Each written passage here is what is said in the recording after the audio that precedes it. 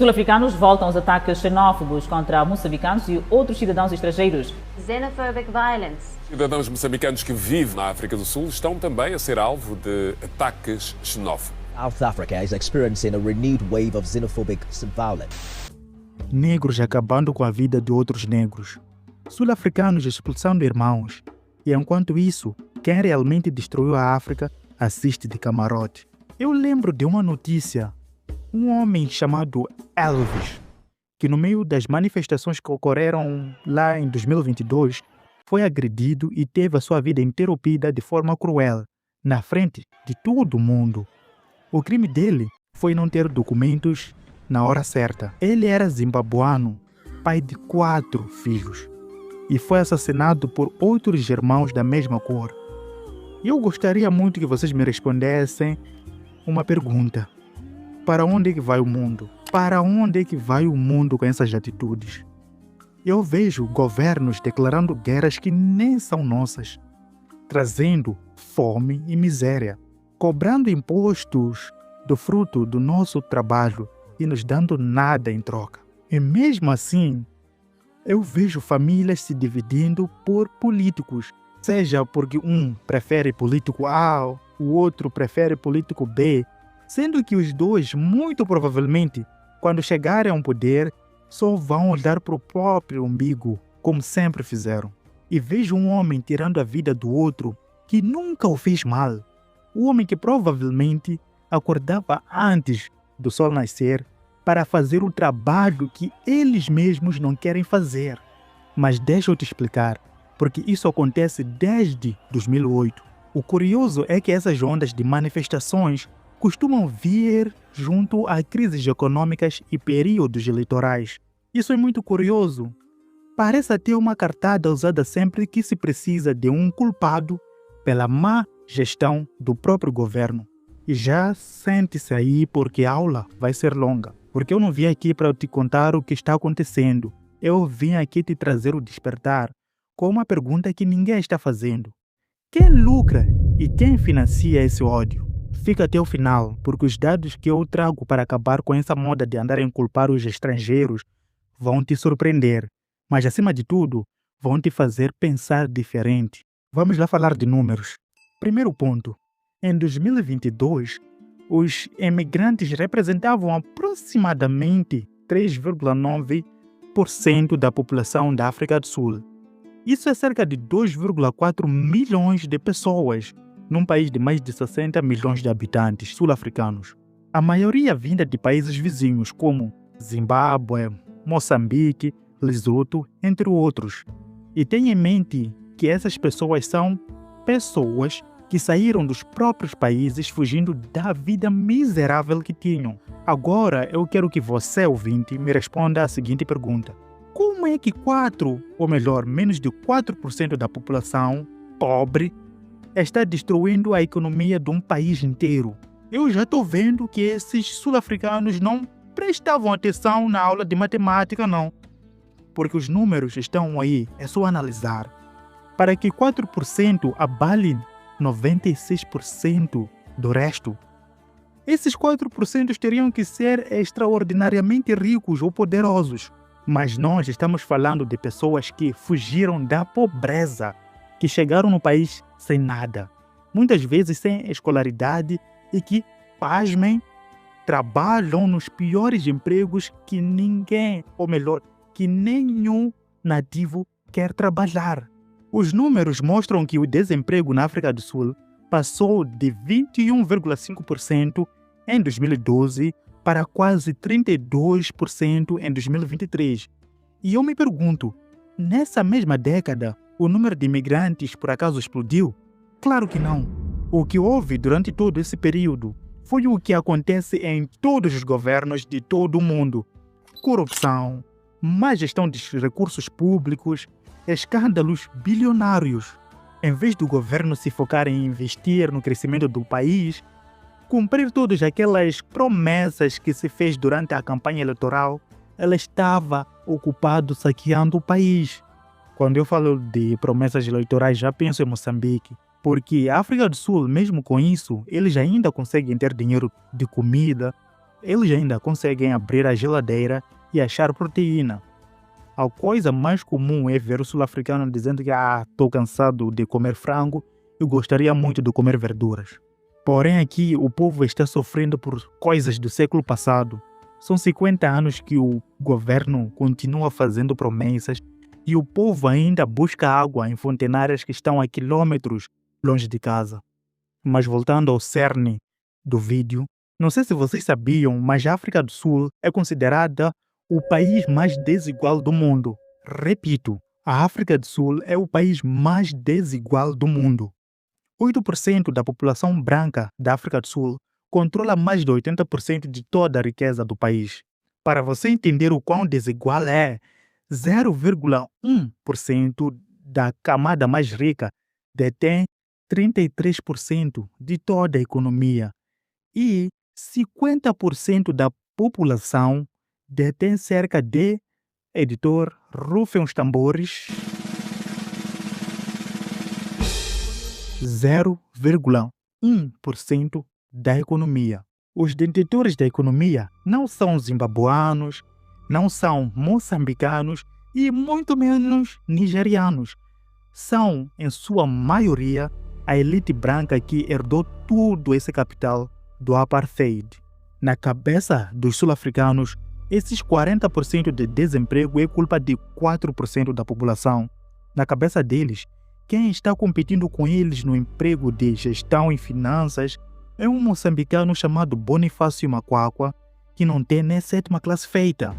E algo é fato, esses grupos como Operation Dudula ou March and March são muito organizados para serem grupos aleatórios de um povo frustrado. Relatos sugerem que estes grupos têm respaldo de autoridades tradicionais, empresários locais e membros do governo que buscam ganhar a popularidade com a pauta anti-imigração. Irmãos, a história não se repete, mas ela rima. Escuta essa história dos Hutus e Tutsis que aconteceu na Ruanda e você vai entender como essa história macabra se assemelha com o presente e o quão perigoso é o que está acontecendo agora. Por muito tempo antes dos europeus chegarem aqui na África, Ruanda era habitada principalmente por 2 grupos, Hutus e Tutsis. Os Tutsis eram criadores de gado, enquanto os Hutus eram, em sua maioria, agricultores. E é importante salientar que essas distinções entre Hutus e Tutsis não se deviam pelo fato de serem povos distintos ou diferentes, mas sim uma distinção socioeconômica.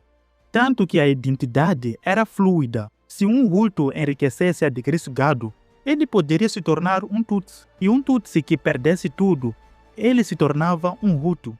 Porém, tudo isso mudou com a chegada dos europeus.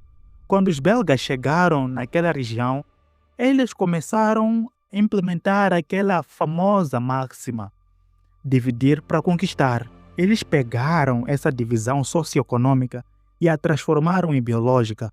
Basicamente, começaram a propagar que os Tutsis eram de uma raça superior, alegando que os Tutsis não eram realmente africanos, mas sim descendentes de povos da Etiópia ou do Egito, sendo, portanto, mais europeizados e aptos a governar.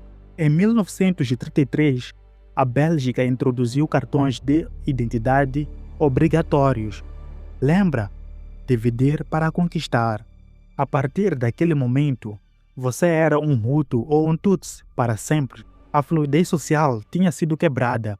A partir daquele momento, apenas Tutsis tinham acesso à educação superior e a cargos na administração colonial. O ressentimento nos Hutus foi crescendo cada vez mais por décadas de humilhação.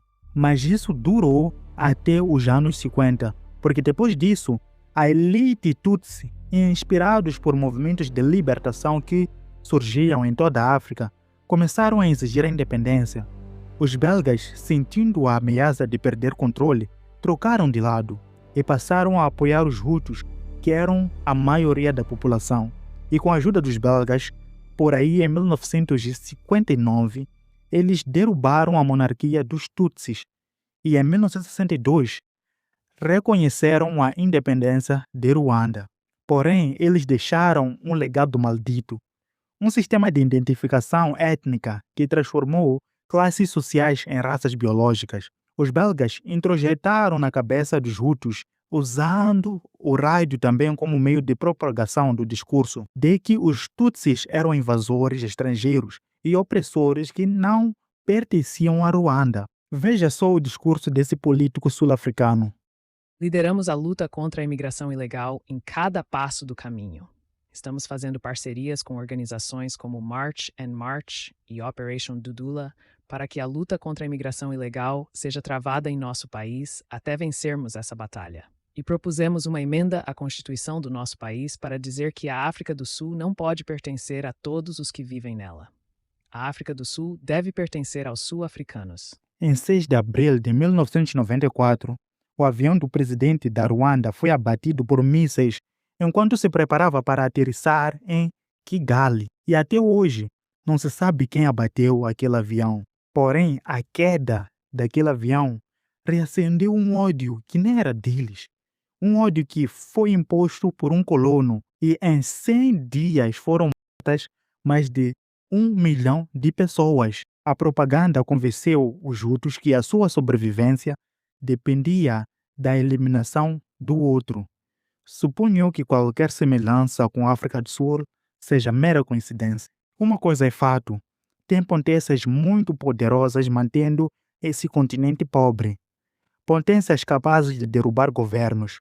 Suponho eu que conheçam Patrice Lumumba, que foi o primeiro-ministro de Congo, que foi exterminado pelos belgas, e há evidências de que os Estados Unidos também participaram disso. E ele perdeu a vida depois de 10 semanas no poder, porque ele queria que o Congo fosse realmente independente.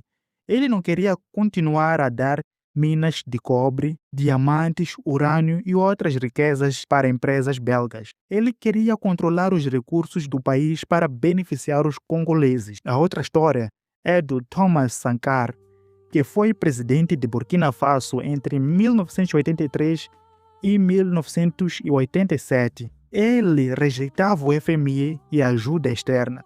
Ele dizia que quem te alimenta te controla. E ele também foi exterminado. Me dê a hora de terminar esse vídeo com a frase de Malcolm X, que diz o seguinte: a imprensa é tão poderosa no seu papel de construção de imagens que pode fazer o criminoso parecer a vítima e a vítima parecer o criminoso.